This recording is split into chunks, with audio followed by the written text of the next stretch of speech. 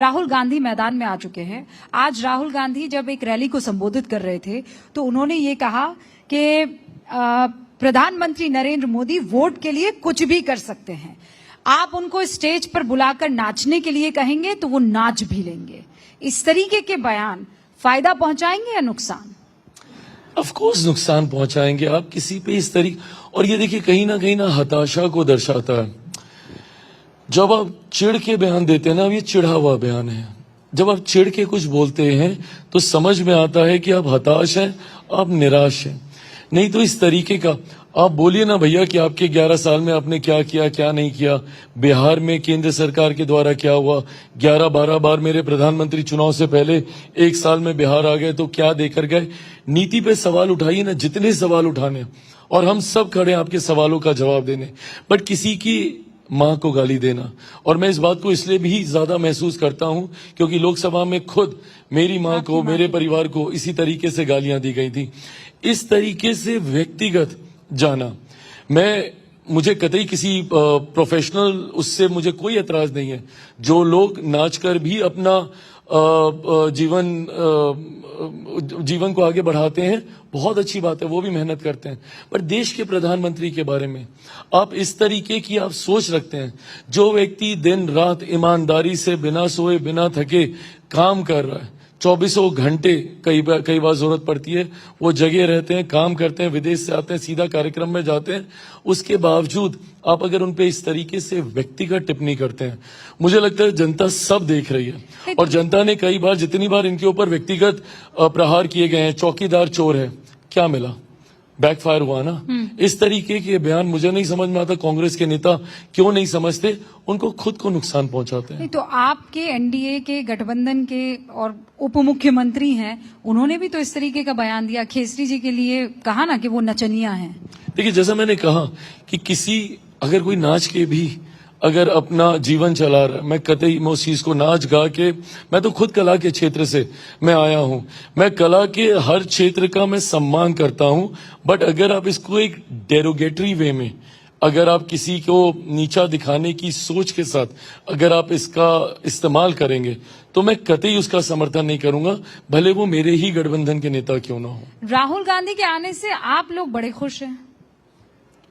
No, I am happy. At least उनको याद तो आई वापस, क्योंकि मुझे लगता है 1.5-2 महीने हो गए जब वो एसआईआर को लेकर यहाँ पे भ्रम फैलाकर गए थे, और उस वक्त ऐसा लग रहा था कि शायद बिहार से ज्यादा उनके लिए और कुछ महत्वपूर्ण ही नहीं और होना भी नहीं चाहिए था। बिकॉज इमीडिएट जो बड़ा चुनाव आ रहा था वो हमारे राज्य का ही है, एंड देन फिर एक सीरीज ऑफ इलेक्शन अगले साल है, बंगाल, असम, तमिलनाडु, ये सब जगह को लेकर। तो ऐसे में मैं मान के चल रहा था कि शायद उनके लिए बिहार इंपॉर्टेंट होगा। बट वो आए 10-12 दिन यहाँ पे, उन्होंने शोर हल्ला किया, and then he just vanished completely. और आज 1.5-2 महीने के बाद उनको वापस याद आई है। अब आएंगे, ऐसी बातें करेंगे, सेल्फ गोल पे सेल्फ गोल वो करेंगे, खुद का ही नुकसान करेंगे। सोचिए, देश की सबसे पुरानी पार्टी का नेता, क्या ये नैतिकता या गंभीरता की जरूरत नहीं थी कि जब नेगोशिएशंस डिरेल हो रहे थे उस वक्त वो खुद उसको हाथ में लेते, लीड लेते, कमांड लेते और उनको सुलझाते, फ्रेंडली फाइट की नौबत नहीं आने देते।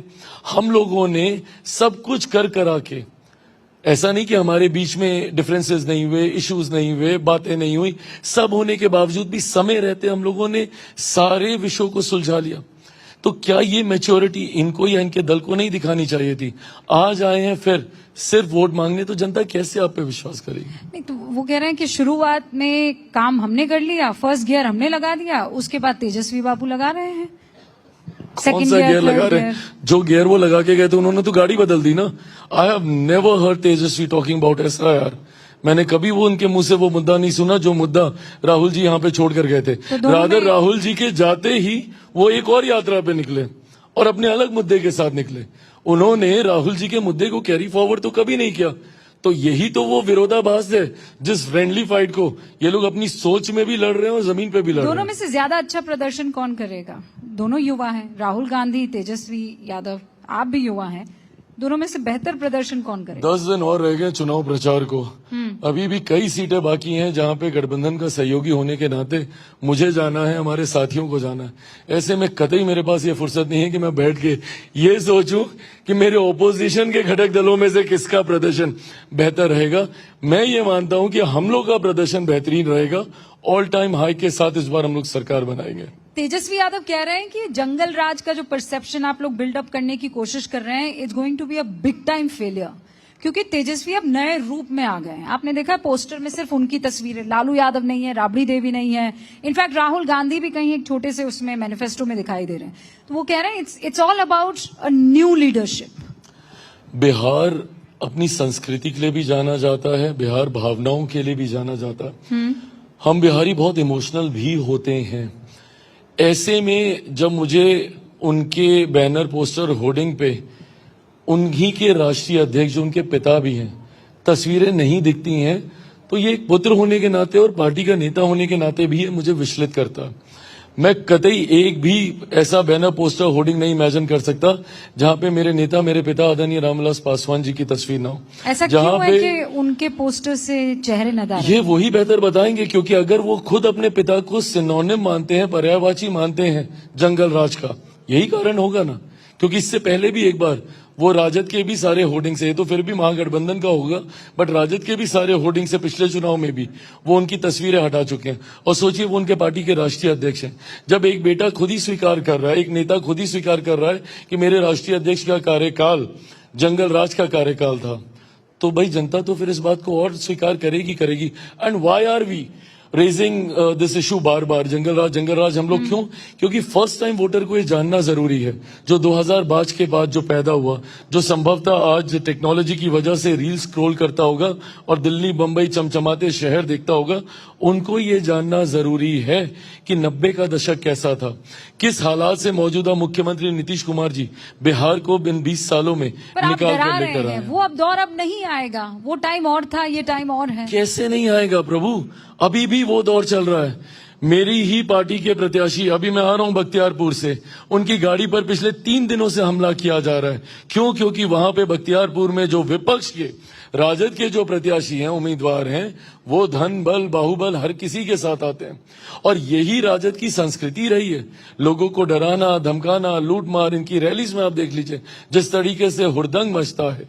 तो अगर कल को गलती से भी ये लोग वापस आ गए तो एक बार फिर मेरा बिहार 20 साल 25 साल पीछे चला जाएगा। अच्छा, पीके को लेकर क्या विचार है आपका? कोई विचार नहीं है प्रभु उनको लेके कोई विचार नहीं है। और 15-20 दिन के बाद बाकी रह गई है, परिणाम बता देंगे कि बिहार की जनता क्या सोचती है। इवेंचुअली बिहार की जनता राजनीतिक दृष्टि से बहुत बुद्धिमान है। ऐसे में कोई भी अपना वोट बर्बाद नहीं करेगा।